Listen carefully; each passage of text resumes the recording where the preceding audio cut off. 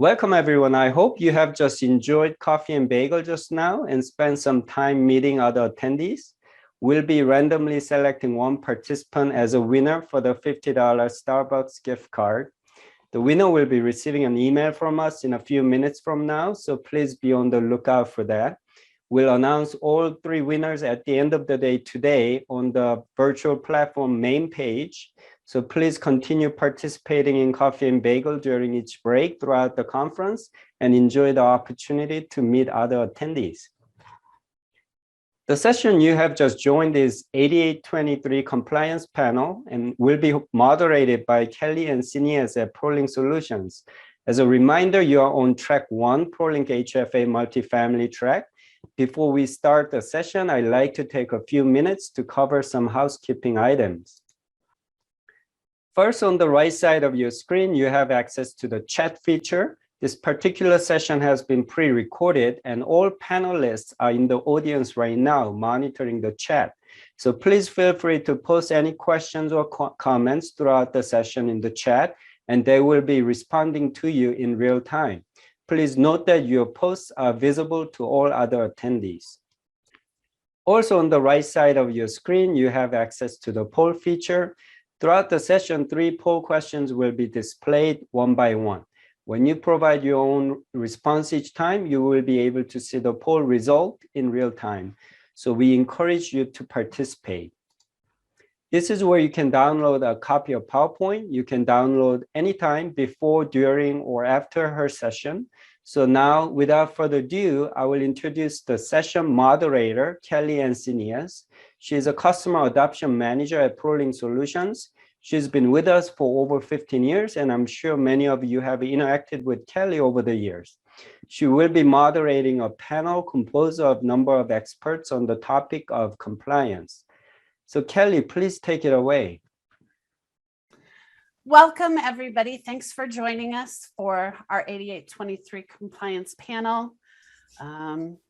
Our speakers today are going to be George Lidford with the IRS, Catherine Marnell from NYSHCR, John Unertle from WIDA, and Josh Brown from ENA team. Let's do a quick look at the lay of the land. We'll start out with our panelists introducing themselves quickly. We'll move into a presentation with George, and then we're going to move into open discussion. So I would like to turn it over now first to George for an introduction. So George, go ahead. Okay, thank you, Kelly. So this is George Lidford. I'm with program analyst with the Internal Revenue Service, Small Business Self-Employed Division. Most of you probably are familiar with me. And I'm in the exam quality and technical support group. So I'll pass it on to Catherine. Thank you, George. Catherine, go ahead.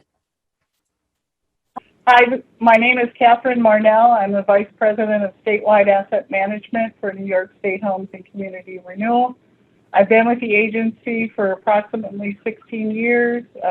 HCR has, the 4% asset management team has just started to begin to use ProLink. We've uploaded all of our projects and did our first HUD data submission this year.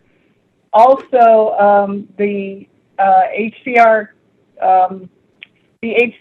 portfolio is comprised of 4% low-income housing tax credits for bond financing for tax-exempt and taxable bond, and also with the 9% portfolio. We have approximately 2,000 projects with approximately 180,000 units.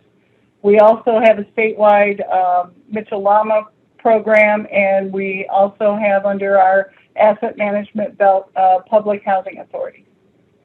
And with that, I will turn it over to John. Thank you, Catherine.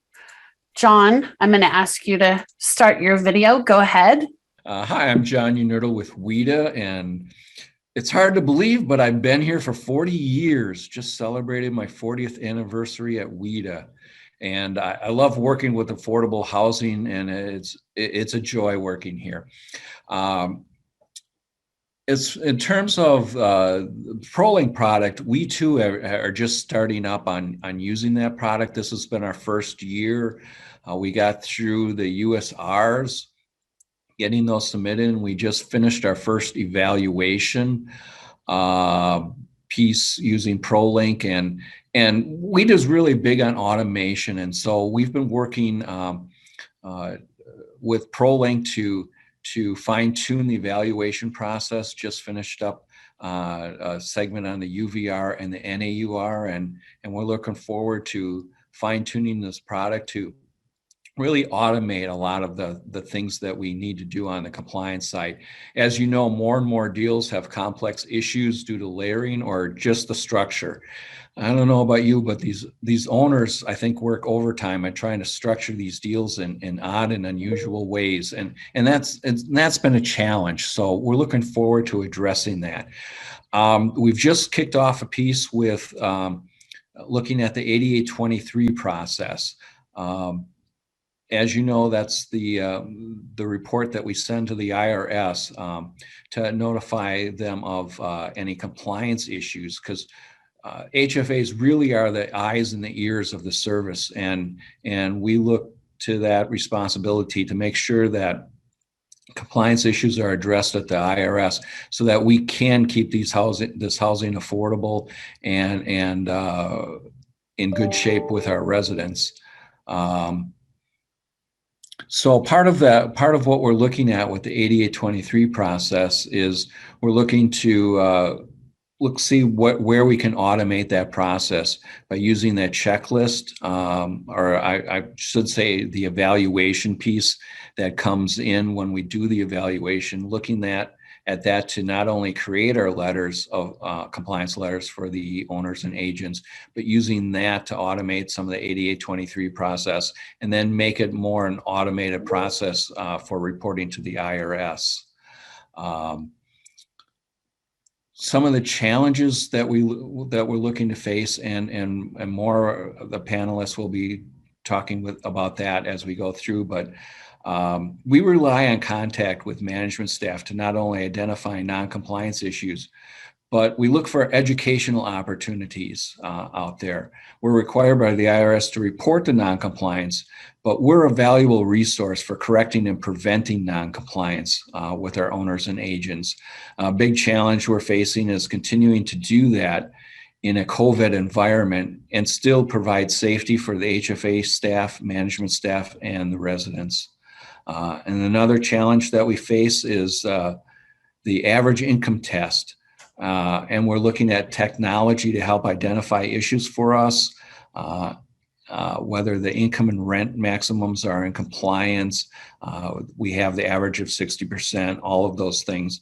And so we're looking to do that. We've set up a situation where we're only allowing AIT to be selected on our 100% properties with 4% credit, just to keep that narrow, and the number of products that we have to monitor initially on that. But of course, we're looking to expand that as we become more successful in monitoring AIT properties. Thank you. Hi everyone. My name is Josh Brown. I'm the Director of Strategic Initiatives for E&A team. Some of you may know me from my former life. I was formerly with the West Virginia Housing Development Fund, the state's housing finance agency, and there I was the Senior Manager of Asset Management, as well as the Fair Housing Compliance Officer. So today I utilize that valuable knowledge and experience I gained from my years there to try and help other affordable housing industry peers address various challenges that are inherent in compliance with affordable housing programs. E&A team is a partner with ProLink, and we have been working with them most recently on the Homeowner Assistance Fund program and helping states implement that program. And we continue to seek common areas where we can assist the affordable housing industry administer various programs that it entails. Our message generally is focused on being proactive instead of reactive, and that's kind of what I intend to focus on today, and look forward to our conversation later today on the panel with the rest of my colleagues here about that. Generally, the nature of program compliance is that it continues to increase in complexity. It's constantly evolving. Some examples of this, which I'm sure many looking at this recording are familiar with, as HFAs, you know better than most how scarcity of resources and the increasing number of funding sources that are required to fund new deals can add to the complexity of not only managing compliance for the property managers, but also the complexity of monitoring it on behalf of the HFAs. A lot of times those programs appear to compete with each other, conflict with each other. And one of the most recent and visible examples of this, which we'll talk about more in a little bit, is the income averaging. And we'll talk about that in a little bit, but I'll bring it up here to illustrate just a singular example of the complexity of that compliance. And I imagine everybody listening to this recording's experienced those complex discussions around income averaging for some time now, and you can relate to that. Another item that comes up often related to challenges in compliance is staffing. When non-compliance is found during a review, it can oftentimes be traced back to a mistake or an oversight by either an inexperienced staff member of the management company or the HFA, or someone who's overly burdened and it was an oversight. It's not just management companies that struggle with the staffing issue. HFAs also have this same challenge of locating and then retaining staff with this necessary grasp of compliance. So because staffing is a struggle for everyone, identifying, developing, and retaining those staff with the necessary skills is an important aspect of maintaining compliance. So as HFAs, I experienced this myself, and I imagine many of you also did, that you're often sought out by your developer and your manager partners for training support for them. But at the same time, you're simultaneously trying to make sure your staff is also trained up sufficiently. So I just highlight those couple of challenges in the short time we have here this morning, and I want to focus on how being proactive can help us address this issue. A couple examples that we've helped people with is organizing your educational efforts. From the technology perspective, can you employ a learning management system that allows you to manage your material, how you present it to staff, how you track it, et cetera, making sure it's nimble enough that you have control over the contents you can remove, modify, or add as you see fit. Having that well-organized staff development program can sometimes make staff feel more informed, more confident, and can help provide your agency with better performance. It can also help you identify those problem areas and processes or with staff that can be documented and addressed. Another area about being proactive is partnering with experienced third parties who can help you gain confidence in your compliance status or your processes. Take the time necessary to truly integrate the technologies and softwares that you have available to you. John made a good point about their efforts right now there at WIDA about what they're doing and trying to implement ProLink and work through their business processes. It's important to take that initiative because software can be a powerful tool in creating efficiency and gaining control over the compliance tasks that you have to perform. But it's only as good as the effort you put into setting it up and understanding how it functions. Software is not a magic bullet where you can't just flip a switch and make it do everything you can imagine. A lot of times entities will purchase software, but they lack the staff or the understanding of how to truly get the most out of it. So we recommend consider taking that proactive approach to take the time to understand and map out your business processes that the software will help you with or do for you so you can get the best result from your purchases. So finally, just to kind of wrap things up, we focused a little bit here on being proactive. I want to state the obvious here that being proactive versus reactive seems like common sense, but we all know it's not really that easy in practice as it sounds when we're just talking about it here. It requires an investment in time and resources, which are already limited. But these strategic investments of time in those limited resources can return huge dividends in the future, both in short term and long term. You can get your staff development efforts organized and make you more efficient in getting them onboarded and operational. If you apply some internal audits to your operations, you can identify opportunities for efficiencies. Really maximizing the software tools that are available to you and getting all of the benefits that they can offer can open up new efficiencies and provide data that's valuable to track progress and identify areas for improvement. And it can also lay a foundation ultimately for scalability to allow you to do more deals, manage more units, and grow as an organization. So I look forward to the rest of the conversation with the group here. I think we're going to have some good information to talk about. And with that, I'll turn it back over to Kelly. Thanks so much, Josh. With that, we'll go ahead and move into letting George speak with us. George does have a presentation that he is going to share with us. So George, I will let you go ahead and get started. Okay, thanks, Kelly. Appreciate that. So we're going to just talk about a general overview of the compliance process. If you could go to the next slide, please. And I'll just to quickly, we're going to have a general discussion about the low-income housing credit compliance process. And many of you have heard this before, and there'll be some new information that I'll share, but most of you have heard the general process. But how this comes up sometimes is that the state agencies are constantly asking, what happens to the Form 8823 once we've submitted? And are you using that form at the IRS, or are we wasting our time? And I just want to give you an overview of how that process works, not only within the IRS, but show you the appreciation that we have for the process that you go through. And as John mentioned, you're our partners out there with the eyes and ears looking at what's going on with the different properties. So we want to recognize that and appreciate that. So we're just going to talk about a general discussion and go through the compliance monitoring activities, your responsibilities, the processing of the Form 8823, which is the form, as we mentioned, that is reporting the non-compliance or building dispositions, and then talk about how we make our non-compliance determinations, not getting to specifics, but just giving you somewhat of an overview, and then talk about the exam process and the results of the exam. So you can see, like, as the process, starting with the agencies, how the process flows until the point of providing the actual examination results, and hopefully supporting what we all want is voluntary compliance in the future. So go ahead to the next slide. So compliance monitoring activities. So you're responsible for those as the state agencies, or the state agencies responsible. And that's based on the requirements in Treasury Regulation 1.42-5 and mainly Section C. So when you're going out and doing your compliance monitoring activities, you provide the owner with any issues that you find, and they have a 90-day correction period.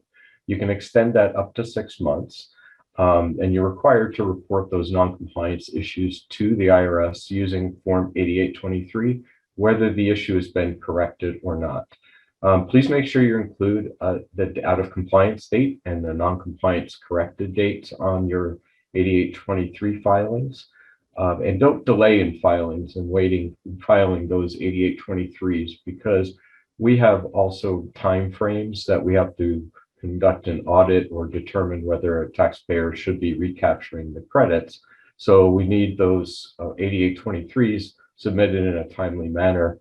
It really doesn't really help the compliance process if you wait a year or two and you keep working with the owner and trying to hope that they correct their compliance.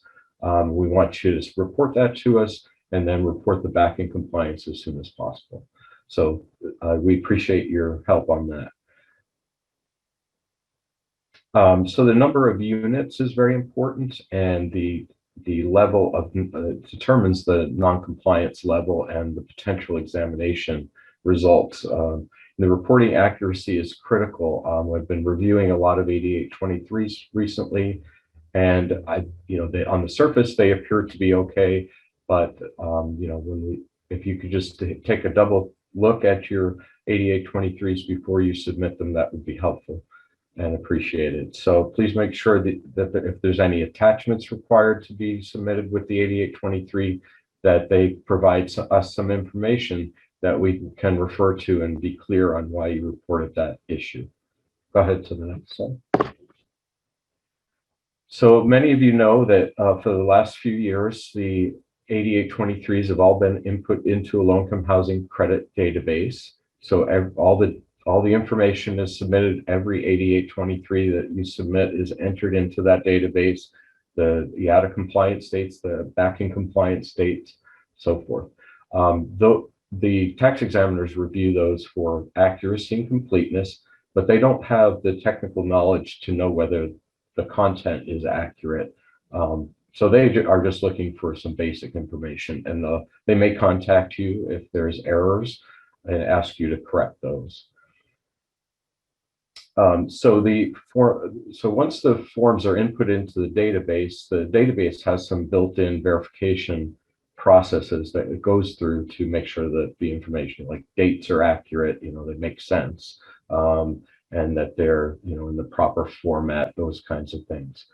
Form information is used for evaluating noncompliance and exam potential by the IRS.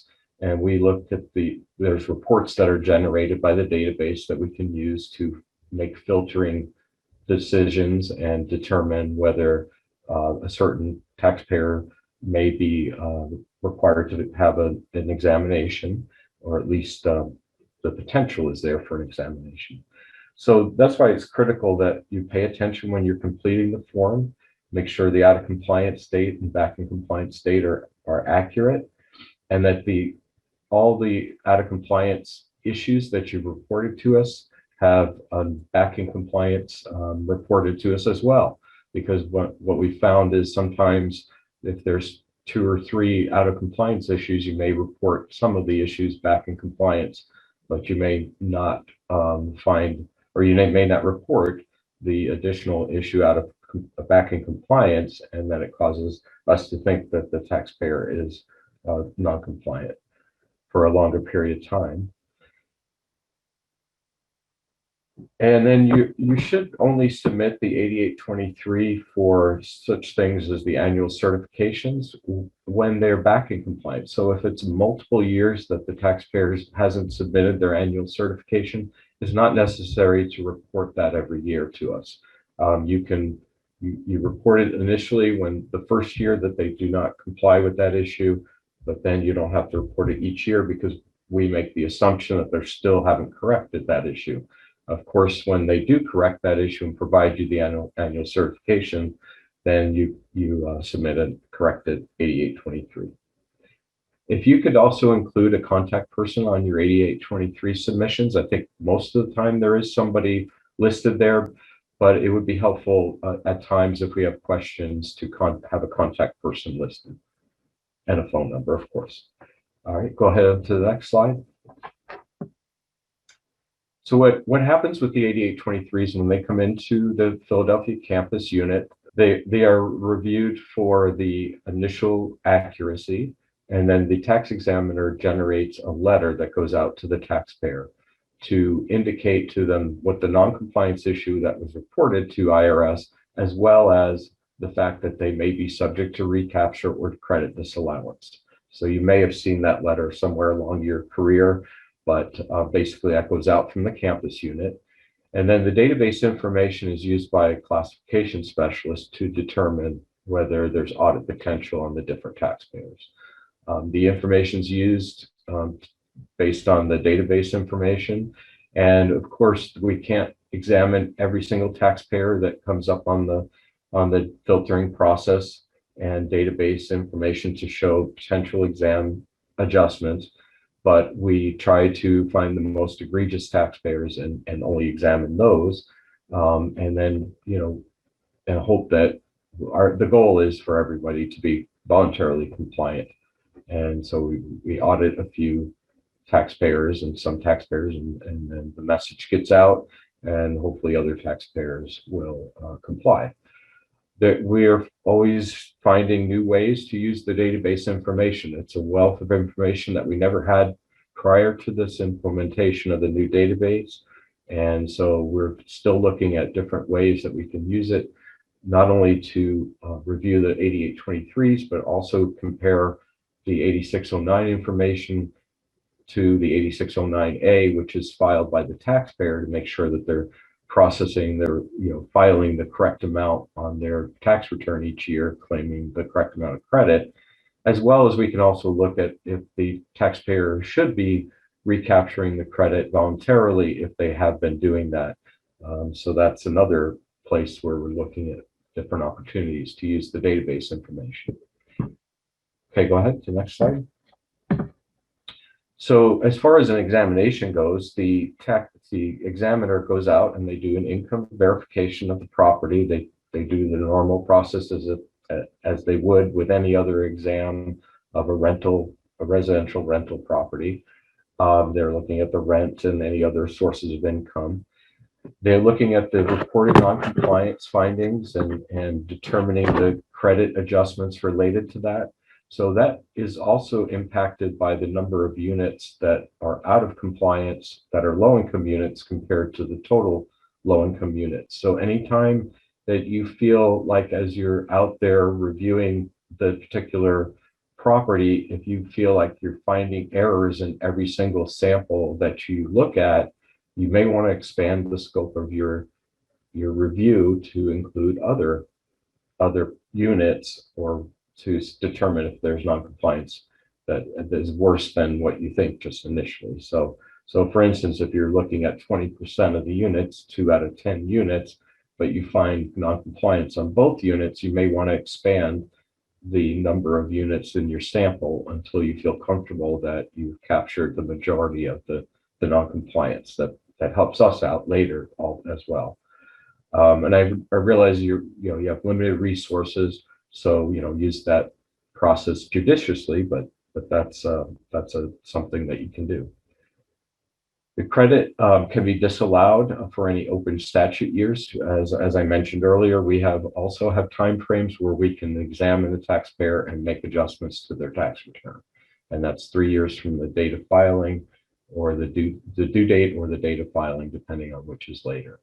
So also the credit can be recaptured on the accelerated portion, which is 1/3 of the credit each year of the credit period is considered the accelerated portion, and we can recapture that through the end of the compliance period, which is 15 years after the first year of the credit period.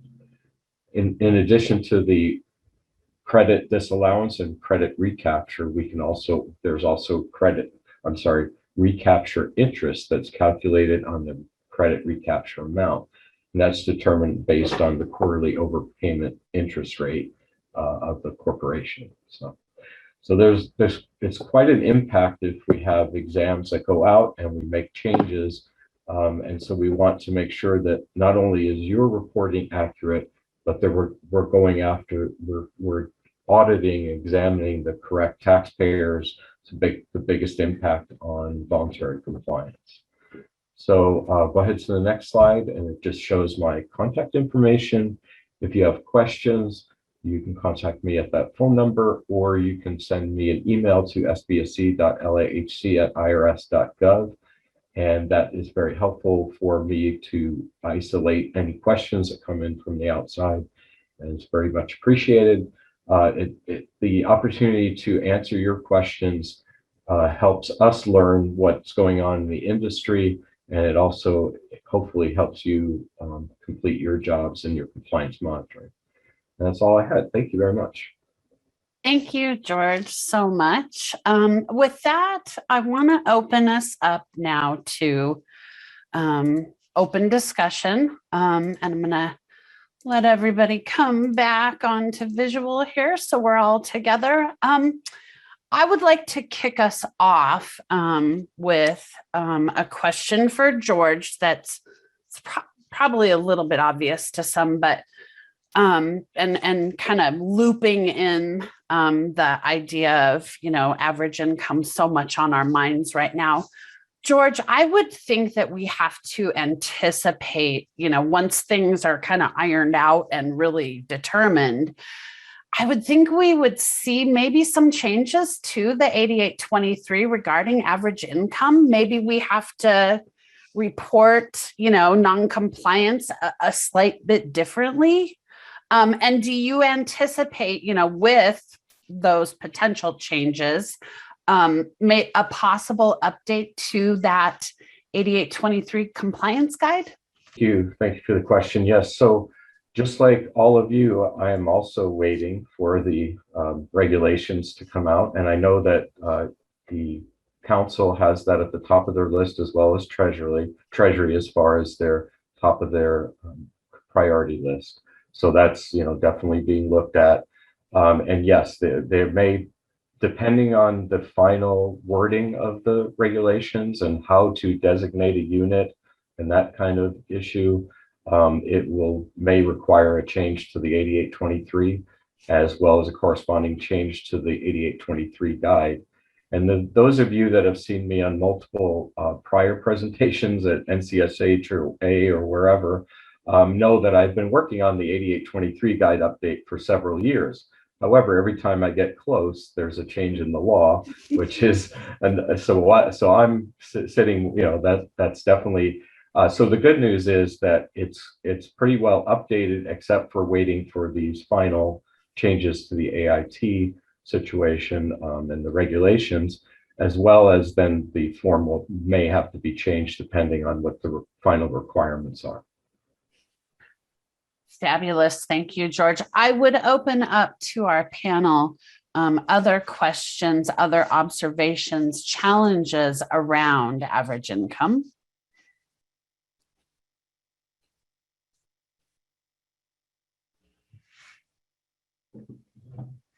Catherine, you're on mute.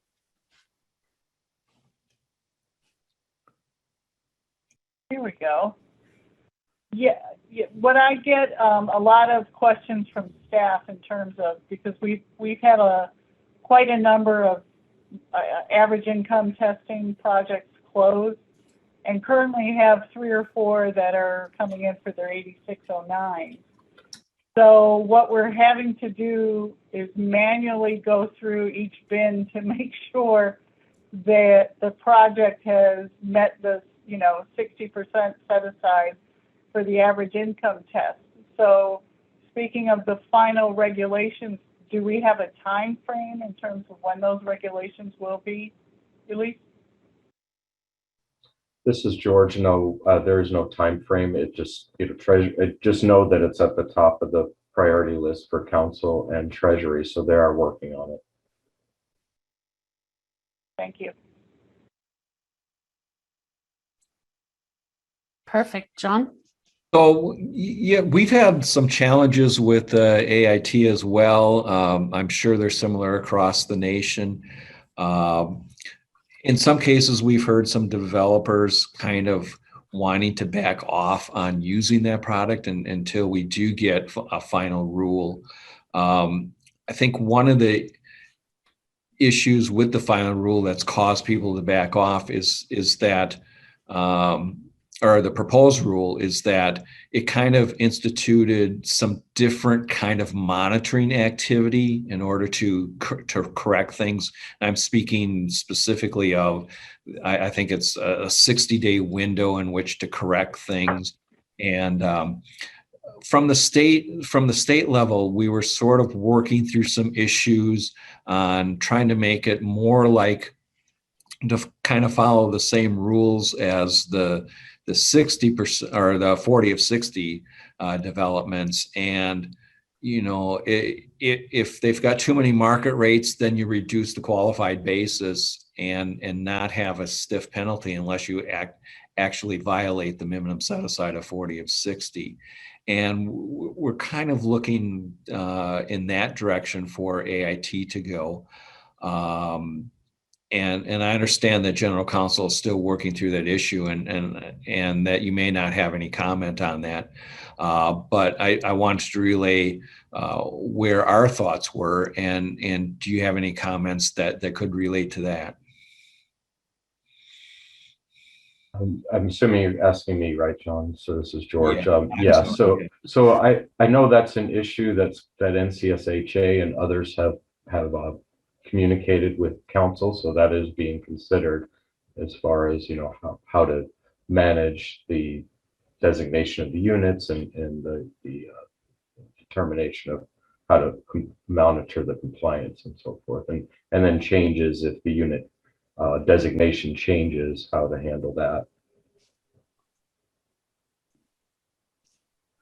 Thank you. Josh, perspective from your area. Sure. So E&18, we work a lot with our clients are developers and property managers, and we also work with some HFAs, and we provide a lot of training around the average income set aside. And a lot of the feedback we're hearing is consistent with what Catherine described and what John described. The average income is not exactly what a lot of people thought it was going to be in the beginning. or they're still coming to grips with the potential broader ramifications of utilizing that set aside.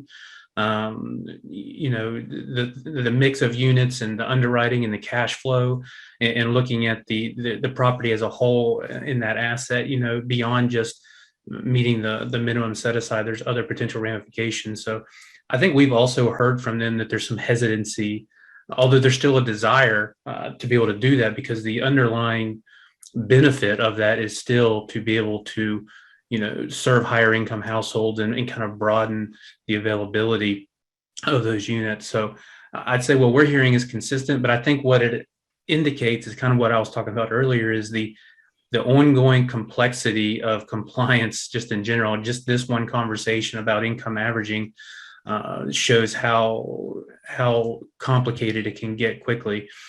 And also the comment George made earlier resonated with me. It's, you know, he's trying to do this 8823 guide, and a change in the law will come and it'll cause another change. And it's kind of a wave. And that seems to be consistent in our industry, you know, so trying to manage that in those expectations and try to get comfortable that you know what you need to do. Those are all things that we're seeing, and income averaging is a good example of that, that we're also hearing. Absolutely. Thank you. I move on to kind of the idea of retention. So, you know, both within our own agencies and what we see, you know, with our partners, with our owner agents, and, you know, how that is and will be affected both by average income and what we've seen over the past couple of years in terms of the pandemic. Catherine, you know, share some perspective there, share some experiences there in terms of retention.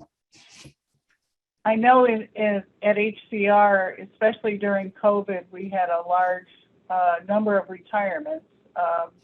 And, you know, with those retirements took a lot of institutional knowledge and programmatic knowledge, you know, with them.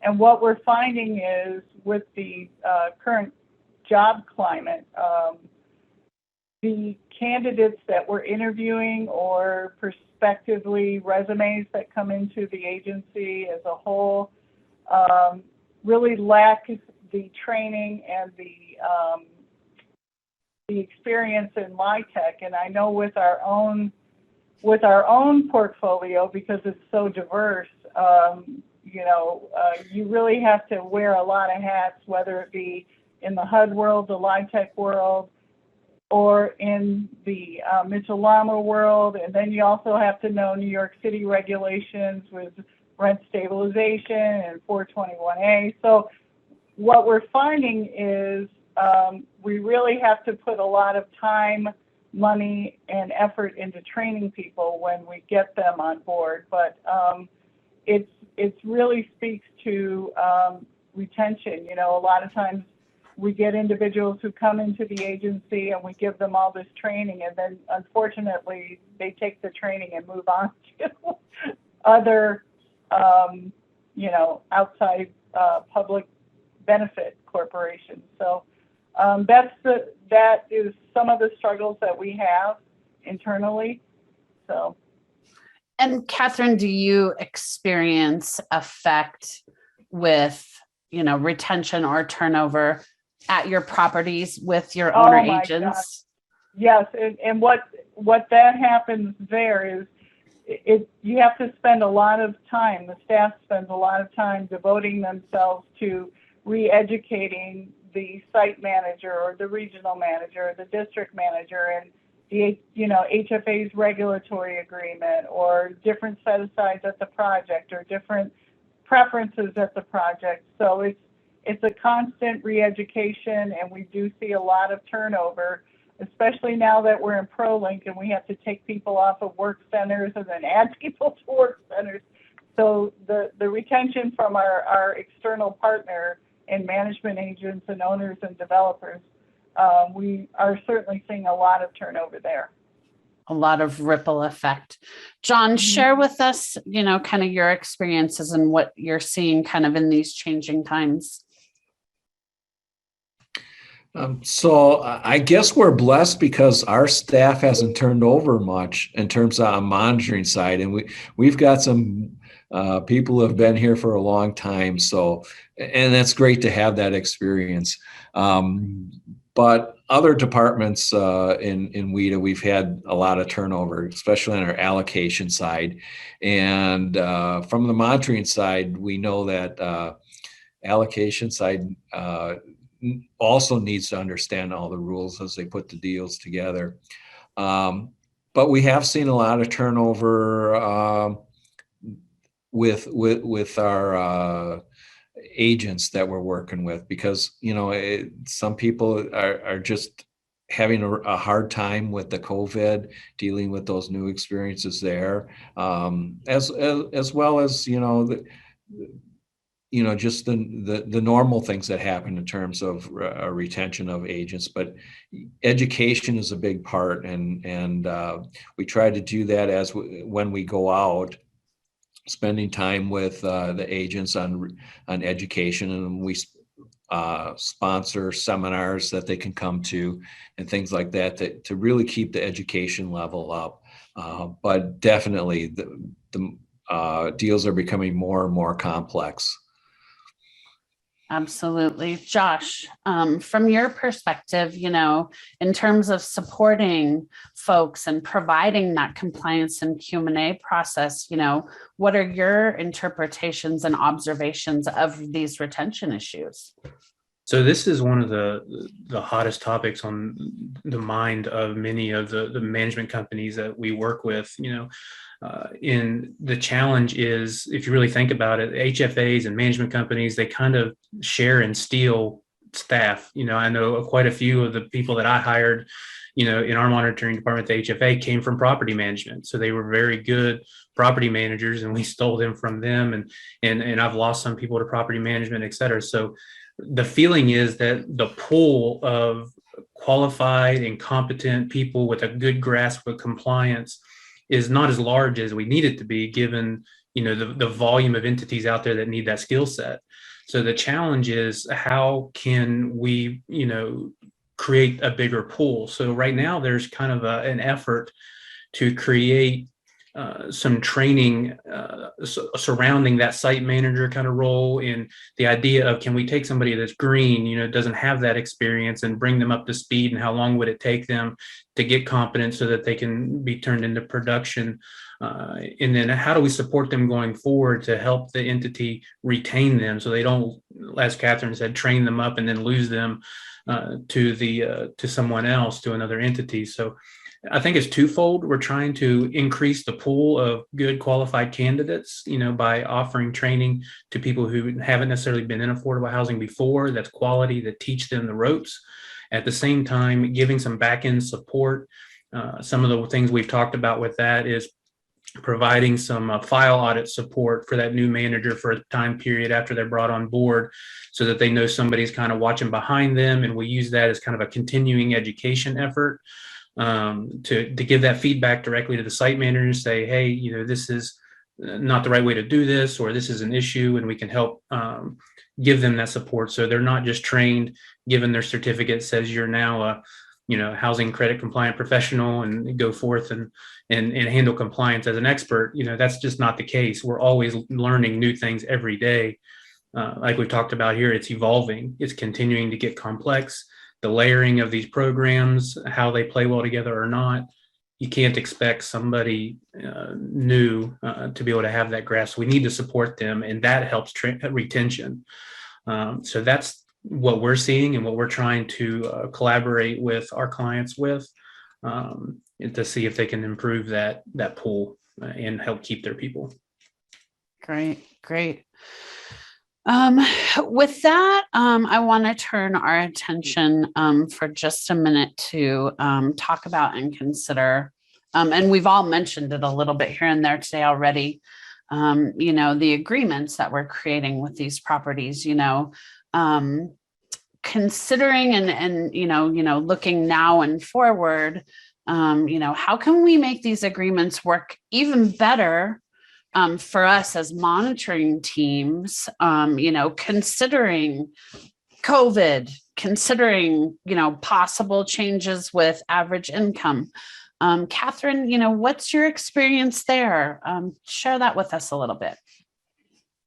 Well, I know with a lot of our projects that have closed recently, we've been doing a lot of virtual closings, obviously, because of COVID. And what we're finding is it comes with education from an asset management standpoint to our legal department, saying, having them understand the programs so that when they write the regulatory agreements, that they're specifically outlined in terms of how a project should be in compliant with Section 142, or how it should be in compliant with several state, local, and other jurisdictions, which could have a secondary regulatory agreement on the project. And that's what the challenges that we're faced with is in New York is you may have a property that has, you have the first mortgage and you have the first position, what we think is the first position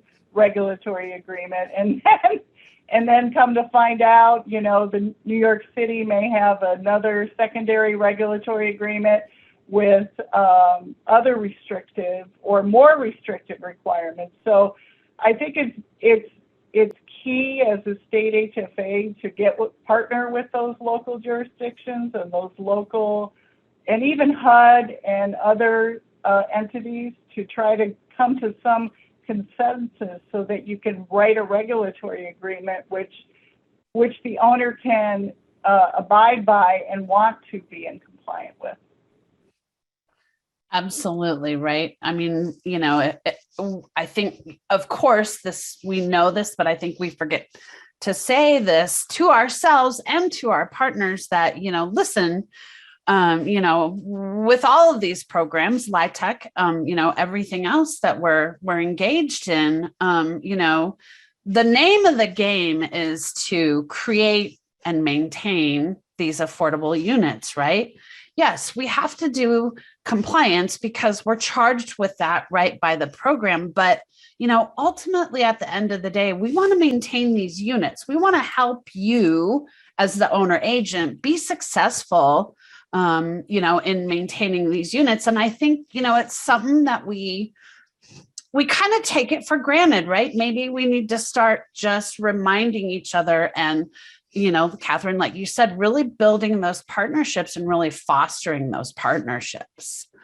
John, observations, challenges from your perspective around agreements and the times are changing. So our legal department has a very strong grasp of the program requirements. And so we don't really have any challenges on those agreements per se. The challenges lie in just making sure that the deal is structured correctly in compliance with the rules. So that, as an example, a scattered site doesn't have mixed income units that per the regulation that they're 100% tax credit. And so we have challenges there. We do maintain open communication. So as these deals are being structured, sometimes the owner will reach out and say, is this going to work on the monitoring side? And then we'll have a frank discussion on how to structure it, restructure if it needs to be structured, or give them the assurance that they can proceed with their plans. So we try to maintain an open communication with our allocation department and with the owners as they're making these decisions. And then we've got management companies that we've spent a lot of time training, and we encourage them through the allocation process to keep up on their training, that in order to be approved to be an agent on an application, they have to have staff members that have recently gone through training. So we have that aspect. And oftentimes the management company that the owner developer hires will talk back and say, yeah, no, you can't do that. I know WIDA won't approve it. And then they call WIDA and we go, yeah, your agent's right. So, we just want to keep that communication open to them and make sure that we get them structured correctly from the get-go. Absolutely. Josh, kind of your observations, perspectives there on agreements and updates considering the current times. Yeah, I think the one thing that I've observed, or I talk about a lot, is that there is no such thing as a perfect agreement, and it's always each deal is going to be a little bit different. They're never going to be two exactly the same. And I think sometimes people can get into this idea that if I could just create that perfect set of documents, I could just reuse those over and over and over again. But I've always seen that there's a lot of negotiating that happens in the construction of that deal. Things happen during that construction of that deal, and you're putting the pieces of the puzzle together. You may have to insert new funding that wasn't in the original, plan, which brings along new commitments for compliance.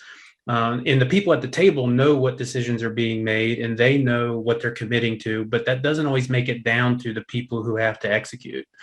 So I think it's important, beyond just the structure of the deal, is to make sure that once that thing is put together and everybody kind of understands what that documentation is saying, what those commitments are for, and how it's going to be monitored, that is communicated down line to the people who are going to have to execute, so they know how they're going to be assessed and how they're going to be monitored. So a lot of what we do is just trying to make sure that we understand what those commitments were when we try to help individuals understand their compliance obligations. What commitments were made, what programs exist, what did you elect for, what units are tied to what program or multiple programs, just really getting into the weeds about what that documentation actually says. Did you commit to a nonprofit involvement?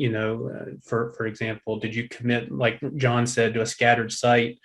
And then do you have this idea that you're going to have different market rate units in a scattered site or not? All those things are complicated and need to be evaluated. And communication, I think, is key. You can't create a perfect document. Just understand that it's going to be a living document, and it's going to evolve as that deal takes shape. From its conception on a napkin all the way up to the final closing date, it's always in flux.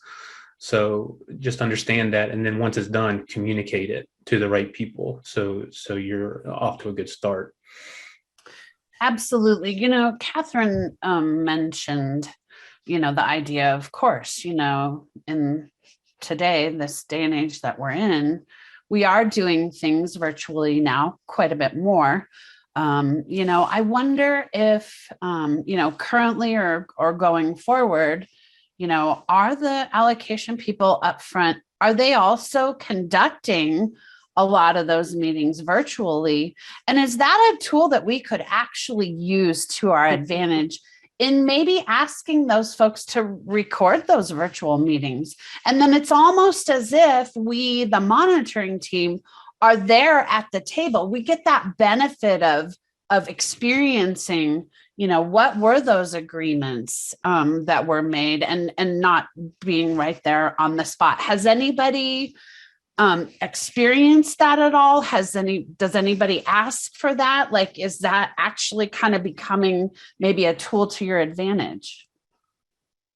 I know on the 4% side in New York State, asset management has always been involved in the deal from the time that it gets approved by the board till it closes. So we go through management documents, we go through regulatory agreements.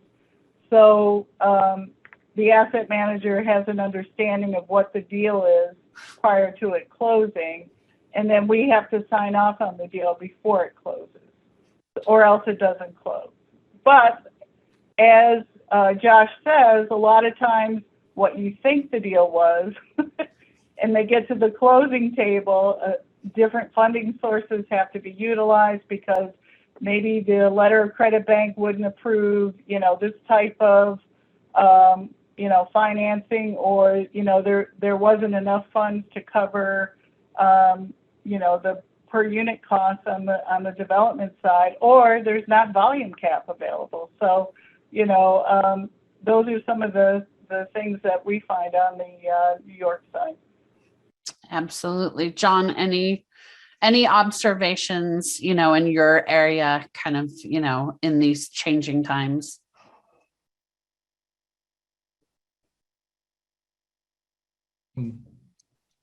Yeah, it goes back to the last question, is the communication.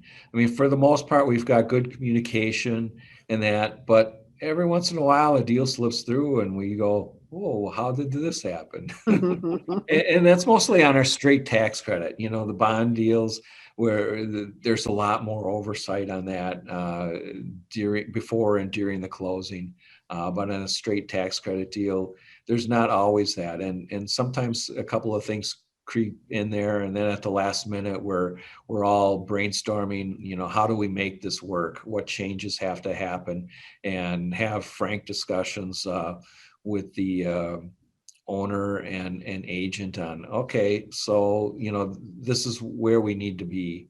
And usually we can come to we can make things work. So it's exciting to all of a sudden have challenges each day.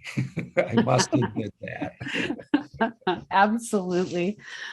So, we kind of all have spoken about this idea of partnership, right? I mean, like George has said, listen, we've got to be partners together, agencies with IRS, with this whole process. We've kind of alluded to the idea with agreements, right, about really strengthening partnerships with our owner agents and with others in the industry. Catherine, share any observations or experiences of how you have seen the work toward fostering those partnerships change over the past couple of years. Specifically here in New York, it's changed quite a bit because of the fact we have a very large preservation portfolio, and we work with HUD a lot in terms of decoupling projects.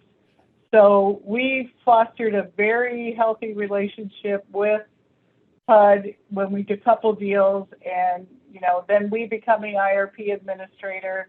So with that comes its own set of challenges from the monitoring aspect. But we found that, if we're finding an issue with a property or we just simply don't understand the crux of what is going on or why HUD made this decision, we're able to pick the phone up and say, can we get on a quick WebEx and, talk this issue through so we have a better understanding of how we need to monitor this project. And the same thing with our city partners. And we've even gotten partnerships with some of the LP investors and, and other organizations, just so that, if we do have an issue or if someone's doing something great, we want to let the partner know that, hey, this property, we went out and we did it looks great. They're really providing, fulfilling a need within the community. So, that's something that we're very active in here in New York. Absolutely. Josh, what have you kind of seen in terms of changes, regarding these types of partnerships, and, are there new partnerships that we need to be forming and aligning nowadays? Yeah, so I think one observation in general is that, especially with the last 18 to 24 months, is like it's kind of a recognition that nobody knows exactly how to proceed, and kind of there's been a cooperative kind of effort to really dig into it and understand, okay, what's the challenge that we're facing here, and then come up with solutions. So like no one entity is like, I know everything there is to know about this, and this is how we're going to do it. It really has fostered a collaborative kind of approach to, we're all in this boat. Nobody really knows how to approach this challenge or this problem.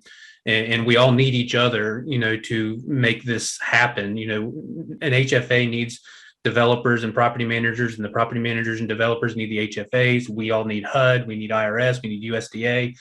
None of it happens without the other piece of the puzzle. So I think that is a positive outcome, in that, like Catherine said, you can pick up the phone and call somebody at HUD and kind of talk through the problem. and it's always kind of been there, but I think it's taken on a little bit of a different tone.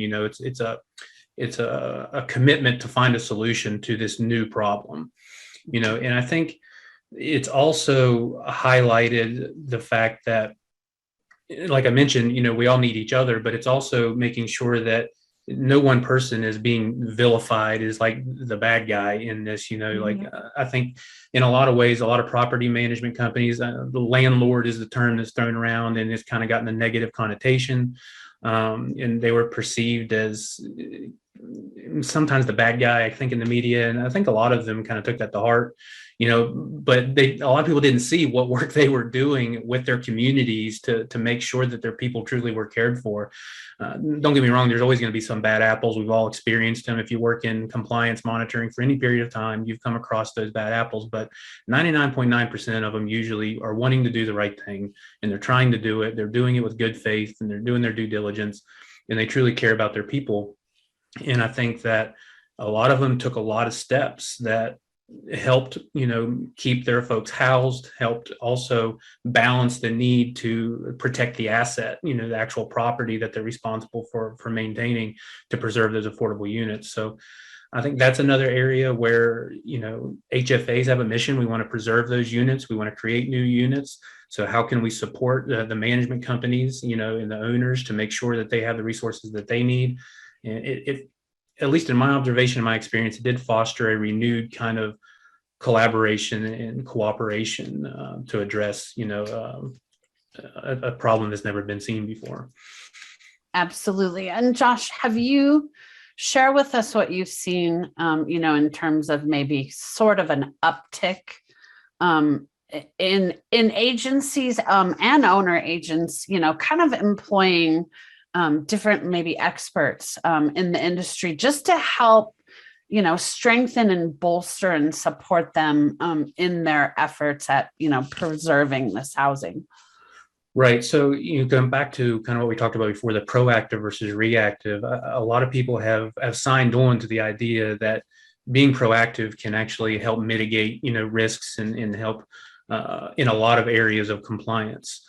So a lot of what they're doing is they're bringing, I mentioned the training aspect where you can do audits behind a new manager in conjunction with training and give that feedback, but also just in the managing of the compliance function, just having somebody that's on your side come in and review those files for you, can help identify issues and processes that you might not be aware of, identify deficiencies in the education of your staff that you may not be aware of, and increase the level of confidence. So they're kind of taking a proactive approach to understanding their compliance mechanism within their portfolio to make sure that they got all their T's crossed and all their I's dotted. And the benefit of that is they're not waiting for, and I think this benefits, the HFAs and the other monitoring agencies, is they're not waiting for that audit to come and tell them they have a problem.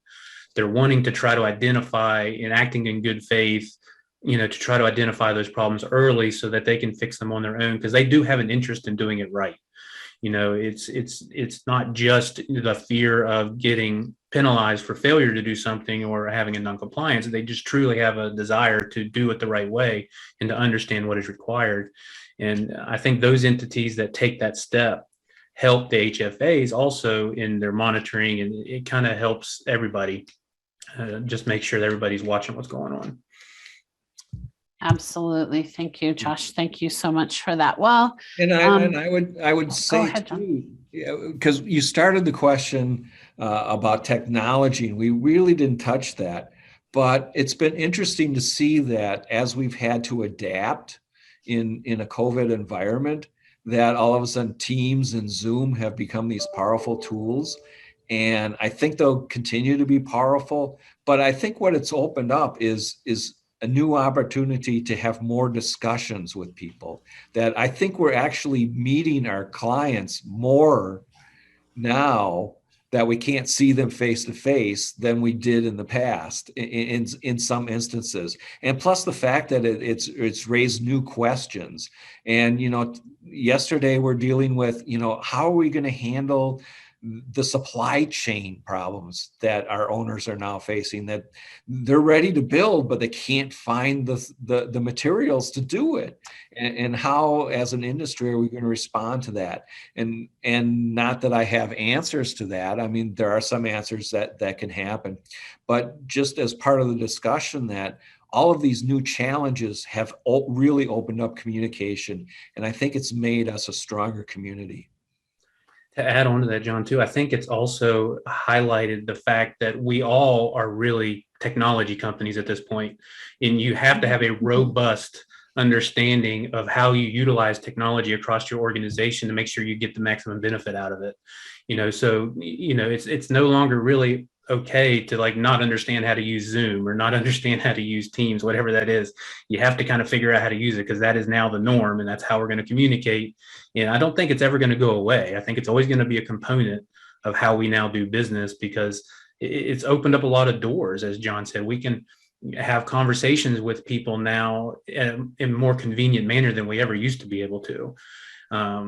So I think it's important for entities, whether they're management companies, whether they're HFAs, to embrace getting people with the skill set to understand how to translate, the software to the business process, and understanding how to map out what we're trying to achieve through this function. And if we're going to use software to help do that, to make sure it's a seamless integration into that, and it's not an extra thing that your staff has to do just to use that piece of software. In employing those type of people can really pay dividends to making sure that you get the maximum utilization of that software, and it creates the efficiencies that you hope for. And as we talk about communication, I just want to give a shout out to George and the service, and how George is just so easily accessible, that we can have these conversations, so that when questions come up, we know we've got a knowledgeable person on the other end, being able to help us with the issue and communicate that to our clients. So thank you, George. Yeah, Yes, I agree. I no can't problem. tell you how many times I've called him. No problem. Continue to ask questions, because that's how we also know what's going on in the industry, and we can be proactive in addressing some of those things as they come up. So thank you. Fabulous, everybody. Well, we're just coming kind of to the end of our time here together today. I want to take this opportunity to thank each and every one of you so much for your time. We appreciate you. We love hearing from you. And, kind of as we've alluded to, we're hoping that this, spirit of more open communication will continue, even as we come back together, more in person. So thank you all so much. For those who are attending, if you have additional questions, include those in the chat or the Q&A. And please feel free to, contact myself over email. If you've got specifics for 8823s, we saw George's information, please contact him as needed. And with that, I'll close this out for today. Again, thank you so much to my panelists. It's been a fun time today, and we'll see you all very soon. Thank you very much. Thank you, Kelly, and all the panelists for this excellent panel discussions. Thank you, everyone, for joining the session. I hope you found great value in this session. As a reminder, a copy of PowerPoint is available here. You can also come back and watch the recording of the session anytime. Even after the conference is over, you are able to log back onto the platform for next 90 days to watch any of the session recordings. The session survey is available on the right side of your screen. Please provide any feedback you might have on this particular session. In this survey, there is a place where you can type in any outstanding questions that are not answered during the session. This is the end of the session. Again, during the break until 1:45 p.m. Eastern, please join Coffee and Bagel to meet and chat with other attendees. We will be randomly selecting one participant and award a $50 Grubhub gift card. So please participate and spend some time with other attendees. The next session starts at 1:45 p.m. Eastern. I'll see you then. Enjoy the break.